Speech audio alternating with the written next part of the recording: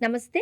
ఒకప్పుడు మనం మెట్రో నగరాలలో ఇల్లు కొనాలి అంటే, ఇప్పుడు కాకపోతే ఇంకెప్పటికి కొనలేం బాబోయ్! అనే భావనుండేది. లాంచ్ అయిన రోజే బుకింగ్‌లుండేవి, ప్రీ లాంచ్ ఆఫర్‌లుండేవి, ధరలు రోజుకోలా పెరుగుతాయేమో అన్న భయముండేది. ఇవన్నీ కూడా రియల్ ఎస్టేట్‌ను ఎప్పుడూ ఎత్తులోనే ఉంచేవి. ఇవి మనం చూస్తూనే ఉన్నాం. కానీ 2025కొచ్చేసరికి మాత్రం అదే మెట్రో మార్కెట్‌లో విరుద్ధమైన దృశ్యం కనిపిస్తోంది. టవర్లు కడుతున్నారు. ప్రాజెక్టులు పూర్తవుతున్నాయి. కానీ తాళం వేసిన ఫ్లాట్లు కొనుగోలుదారుడి కోసం ఎదురు చూస్తున్నాయి. మెట్రో నగరాలలో అమ్ముడు పోని ఇళ్ల సంఖ్య రోజురోజుకు పెరుగుతూనే ఉంది. మనం ఆఫీస్‌కి వెళ్ళేటప్పుడో, ఇంటికి వెళ్ళేటప్పుడో ఇది మనం చూస్తూనే ఉన్నాం. అదే ఇప్పుడు రియల్ ఎస్టేట్ రంగాన్ని ఆలోచింపచేస్తోంది. ప్రముఖ రియల్ ఎస్టేట్ కన్సల్టెన్సీ సంస్థ అనరాక్ విడుదల చేసిన తాజా నివేదిక ఈ విషయాన్నే స్పష్టంగా చెబుతోంది. 2025 చివరి నాటికి దేశంలో టాప్ 7 మెట్రో నగరాలలో అమ్ముడుపోని ఇళ్ల సంఖ్య ఎంతుందో తెలుసా? 4% పెరిగిందంట. అంటే సుమారుగా 5.77 లక్షల యూనిట్లకు చేరిందంట. కేవలం ఏడాది క్రితం అంటే 2024 చివరికి ఈ సంఖ్య 5.53 లక్షలుగా ఉండేది. అంటే డిమాండ్ మందగిస్తూ ఉంటుంటే మార్కెట్లో ఇళ్ల నిల్వ మాత్రం పెరుగుతూనే ఉంది. ఇది రియల్ ఎస్టేట్ రంగంలో అసమతుల్యతను బయటపెడుతోంది. ఇళ్ల విక్రయాల గణాంకాలు ఈ పరిస్థితికి అసలు కారణాన్ని చెబుతున్నాయి. ఎందుకు జరుగుతుంది ఇదంతా అంటే ఒకసారి చూద్దాం. 2025లో ఇళ్ల అమ్మకాలు గత ఏడాదితో పోలిస్తే 14% మేర తగ్గాయి. 2024లో 4.59 లక్షల ఇళ్లు అమ్ముడుపోతే 2025లో 3.95 లక్షలకు పడిపోయింది. ఇది చిన్న తగ్గుదల అనుకుంటున్నారా? కాదు. కొనుగోలుదారుల మనస్తత్వంలో వచ్చిన మార్పునకు అద్దం పట్టే సంఖ్య.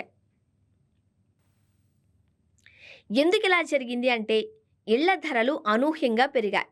హోమ్ లోన్ వడ్డీ రేట్లు ఇంకా భారంగా ఉన్నాయి.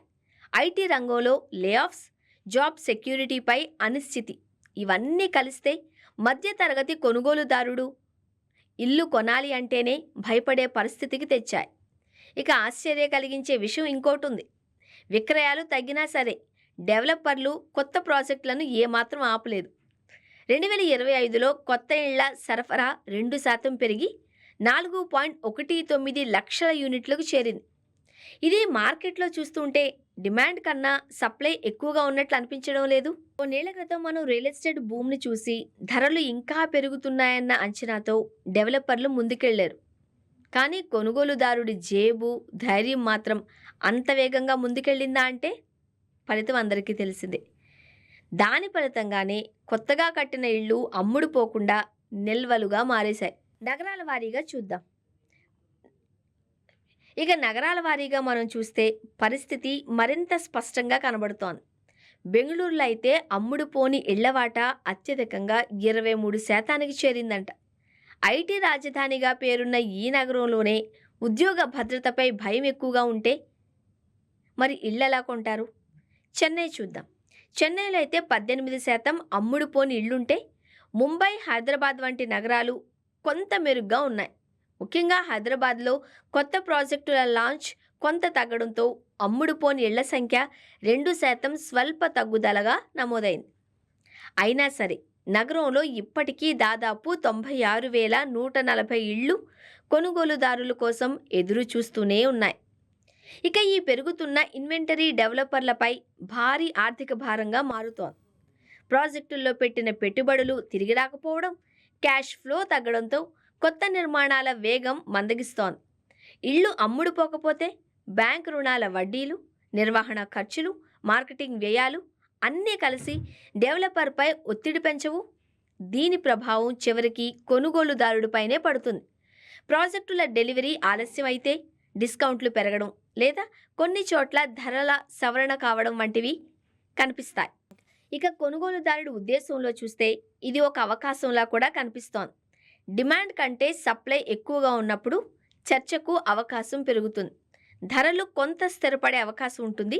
డెవలపర్ల నుంచి మెరుగైన ఆఫర్లు కూడా వచ్చే ఛాన్స్ ఉంటుంది. కానీ అదే సమయంలో జాబ్ సెక్యూరిటీ, ఆదాయ స్థిరత్వం వంటి అంశాలు స్పష్టంగా లేకపోతే పెద్ద పెట్టుబడి నిర్ణయం తీసుకోవడం అంత సులువవుతుందా? మెట్రో నగరాలలో అమ్ముడుపోని ఇళ్ల పెరుగుదల తాత్కాలిక సైకిల్ కావచ్చు. లేదు అంటే మార్కెట్ పరిపక్వతకు సంకేతం కూడా కావచ్చు. బట్ ఏది ఏవైనా ఒక విషయం మాత్రం స్పష్టంగా చెప్పుకోవచ్చు. రియల్ ఎస్టేట్ ఇక ఎప్పటికీ ఒకే దిశలో పరిగెత్తే రంగం కాదు అని. కొనుగోలుదారుడి అవసరాలు, ఆర్థిక వాస్తవాలు, ఉద్యోగ భద్రత అన్నీ కలిసే మార్కెట్ దిశను నిర్ణయిస్తున్నాయి. ఈ మార్పును అర్థం చేసుకొని ముందుకు వెళ్ళిన వారికే రాబోయే రోజులలో స్థిరమైన లాభాలు దక్కే అవకాశం ఉంటుంది.